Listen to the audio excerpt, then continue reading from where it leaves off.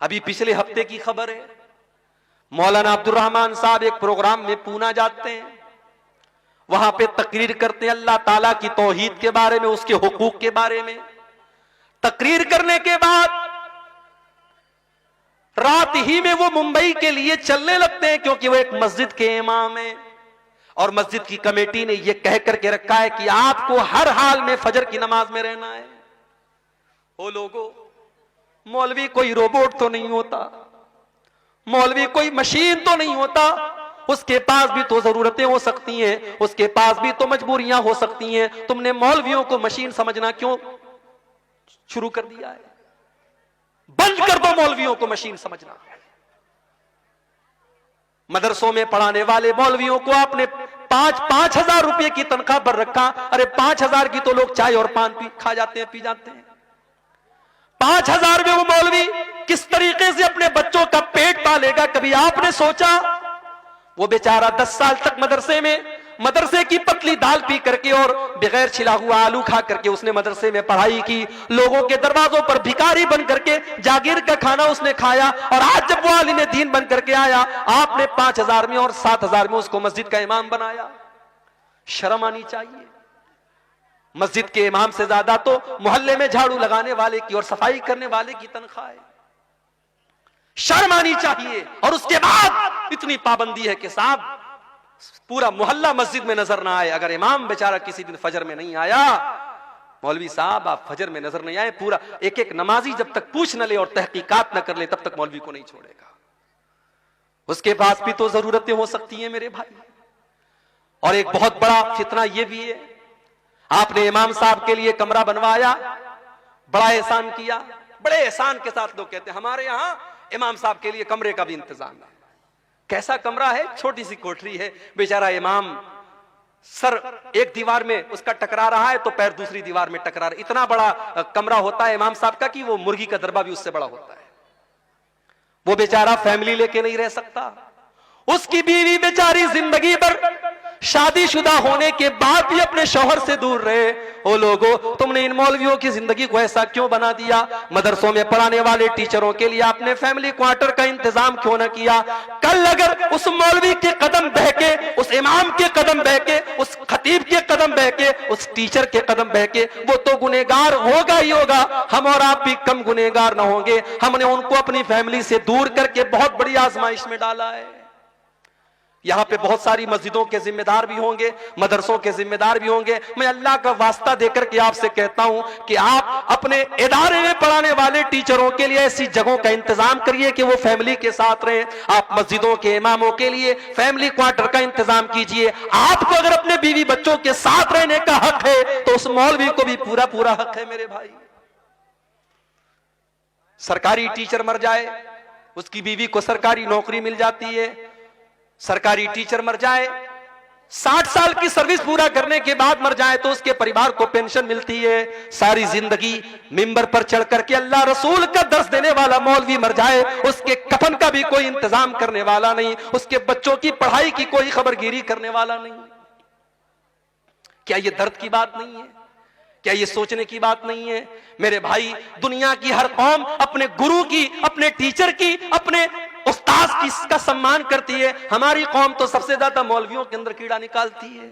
ठीक है, वो इंसान है, उनके अंदर अच्छे भी लोग हैं, बुरे लोग भी हैं, उनके अंदर कमियां हैं, कोताहियां हैं, मगर ये सोचो कि आज के इस दौर में वही है जो आपको अल्लाह के बारे में बता रहे हैं, रसूल के बारे में बता रहे हैं, जन्नत के बारे में बता रहे हैं, जहन्नम के बारे में बता रहे हैं। अल्लाह की कसम, अगर ये उलमा दुनिया से चले गए, आपको कोई कलमा पढ़ाने वाला, आपको कोई कुरान बताने वाला, आपको कोई अल्लाह के बारे में बताने वाला ना मिलेगा। मौलवी बेचारे मर जाते हैं, उनके बाद उनके बच्चों, उनके परिवार का क्या होता है कोई पूछने वाला नहीं। अब्दुल रहमान सलफी साहब, फजर की नमाज पढ़ाना है, बहुत जल्दी है। उन्होंने टैक्सी पकड़ी, मुंबई से, पूना से मुंबई की टैक्सियां चलती हैं, शेयरिंग टैक्सियां। एक टैक्सी में 7 लोग बैठे हैं और टैक्सी ड्राइवर पूरी स्पीड से चला रहा है, क्योंकि उसको रात में 2 ट्रिप करना है, उसको मुंबई से फिर पूना आना है और जल्दी जल्दी सारे पैसेंजर को पहुंचाना है उनकी मंजिल पर। रात के 11-12 बजे के बीच का टाइम है। मुंबई और पूना की हाईवे पर ड्राइवर ने गाड़ी का कंट्रोल खो दिया। गाड़ी बाएं साइड में, बहुत बुरी तरीके से गाड़ी का एक्सीडेंट हुआ और 7 लोगों में से 6 लोग ऑन द स्पॉट मर गए। मेरे भाइयों, मेरे साथियों, क्या मौलाना अब्दुल रहमान सलफी ने यह सोचा होगा कि मैं पूना से तकरीर करने के बाद अपनी बीवी की शक्ल न देख पाऊंगा, अपने बच्चों की शक्ल न देख पाऊंगा? उनका इंतकाल हो जाता है, उनकी लाश की फोटो आती है। अल्लाह की कसम, वो लाश का फोटो देख करके आप जिंदगी का फोटो देखिए और लाश का फोटो देखिए, आपकी आंखों में आंसू आ जाएंगे। खूबसूरत चेहरा है, लहू लुहान हो चुका है, सर पूरा पिचक चुका है और ऑन द स्पॉट उनका इंतकाल हो जाता है। मेरे भाई, ये मौत बड़ी बेरहम होती है, ये मौत बड़ी सफाक होती है। इस मौत को कोई मतलब नहीं कि आपकी बीवी के ऊपर क्या गुजरेगी, आपके बच्चों पर क्या गुजरेगी, आपके बाद आपके घर वालों पर क्या गुजरेगी। इस मौत को इससे कोई मतलब नहीं कि आपने कौन कौन से सपने देखे थे, आपकी जिंदगी का क्या टारगेट था, आपने क्या सोचा था। मौत तो अपने टाइम पर आएगी और आपको लेकर के चली जाएगी। वअन्फिकू मिम्मा रज़क़नाकुम मिन क़ब्लि अन यातिया अहदकुमुल मौत। ऐ ईमान वालो, हमने तुमको जो रोजी दी है तुम उसमें से खर्च करो इसके पहले कि मौत आ जाए। फयक़ूल रब्बी लौला अख़रतनी इला अजलिन क़रीब। और जब मौत आ जाएगी तो इंसान कहेगा, ऐ अल्लाह थोड़ा सा मौका और दे देता, थोड़ा सा टाइम और दे देता। ऐ अल्लाह बहुत पैसा मेरे बैंक में रखा हुआ था, मैं तेरी राह में सदका कर देता। ऐ अल्लाह मैं तेरे रास्ते में दे देता। अल्लाह। लेकिन मौत के बाद सिवाय पछताने के हमारे हाथ में कुछ नहीं आएगा। मौत के बाद इंसान दोबारा दुनिया में आने की तमन्ना करेगा, लेकिन बहुत सारी आरज़ुएं ऐसी होती है जो कभी पूरी नहीं हो सकती। मरने के बाद कभी दुनिया में कोई वापस नहीं आया है। कभी रात में कमरे में आप लेटे हों और लाइट चली जाए तो औरतें तो डर जाती हैं, बच्चे डर जाते हैं, बिल्कुल अंधेरा हो जाता है, हम भी डर जाते हैं। इंसान बिल्कुल अंधेरा हो जाए तो इंसान सोचने लगता है कहां जाए, दरवाजा किधर है, स्विच किधर है, सामान किधर है, इंसान सोचने पर मजबूर हो जाता है। ओ लोगों, जब रात में कभी आप कमरे में तन्हाई में होते हैं और लाइट चली जाए, अंधेरा हो जाए, क्या आप उस वक्त के बारे में नहीं सोचते जब आप अपनी कब्र में होंगे और वहां भी उससे ज्यादा अंधेरा होगा और वहां पर आपको बचाने वाली कोई बीवी न होगी, वहां पर आपको बचाने वाले कोई माँ बाप न होंगे, कोई रिश्तेदार न होगा। उस मौत के बारे में, उस कब्र के बारे में हम क्यों नहीं सोचते? उस मौत के बारे में हम क्यों नहीं सोचते? मौत के आने के बाद इंसान ये तमन्ना करेगा कि काश हमें दोबारा दुनिया में आने का मौका दे दिया जाए।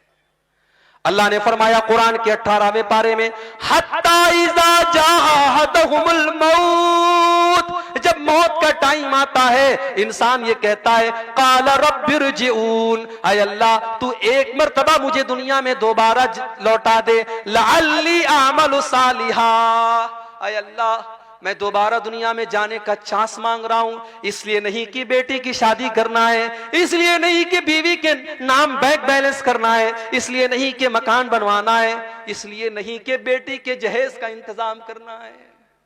आज कितने बूढ़े बाप हैं, जवान बेटियां उनके घर में खूबसूरत भी हैं, दीनदार भी हैं, नमाजी भी हैं, कुरान भी पढ़ने वाली हैं, मगर पूरे गांव में कोई उनसे रिश्ता करने वाला नहीं है, क्योंकि उस गरीब के पास अपनी बेटी को बेचने के लिए पैसा नहीं है। ओ लोगों, आज हमने ऐसा माहौल बना दिया कि आज बेटियों का सौदा होता है। जितना क्वालिफाइड दामाद हो, सरकारी नौकरी वाला दामाद है तो अलग कीमत है, अच्छा बिजनेस वाला दामाद है तो अलग कीमत है। आज हमने दामादों की कीमतें बनाकर रख दी। आज तो अपनी बेटियों का सौदा कर रहे हैं, सौदा हो रहा है। और कौन कर रहा है? अहले हदीस कर रहा है। बड़े फख्र से हम कहते हैं कि साहब सीमांचल में कौम ऐसी भी है कि पूरी कौम अहले हदीस है। कभी हम कहते हैं, दूसरी जगहों पर बात निकलती है कि कटिहार से लेकर के किशनगंज तक चले जाओ, अररिया से फॉरबिसगंज से लेकर के आप पूर्णिया के तमाम इलाकों को देखो, बड़ी तादाद में एक ऐसी कौम रहती है जो सबकी सब अहले हदीस है। मगर अहले हदीस का मतलब सिर्फ सीने पर हाथ बांधना तो नहीं होता है मेरे भाई। अहले हदीस का मतलब सिर्फ नमाज में जोर से आमीन कहना तो नहीं होता है। अहले हदीस का मतलब होता है कुरान और हदीस पर चलने वाला। और अल्लाह की कसम, जो कुरान और हदीस पर चलेगा वो जहेज की डिमांड तो नहीं करेगा, वो जहेज का लेन देन तो नहीं करेगा जो आज हमारे यहां हो रहा है। बेटियों का सौदा हो रहा है। और आज हमने ऐसे हालात पैदा कर दिए कि बेटी पैदा होती है तो ना चाह करके भी बाप की पेशानी पर बल पड़ जाता है कि ये कैसी मुसीबत मेरे पास आ गई। इसको पढ़ाना भी होगा, ये जवान होगी तो जमाने की गंदी नजरों से इसको बचाना भी होगा।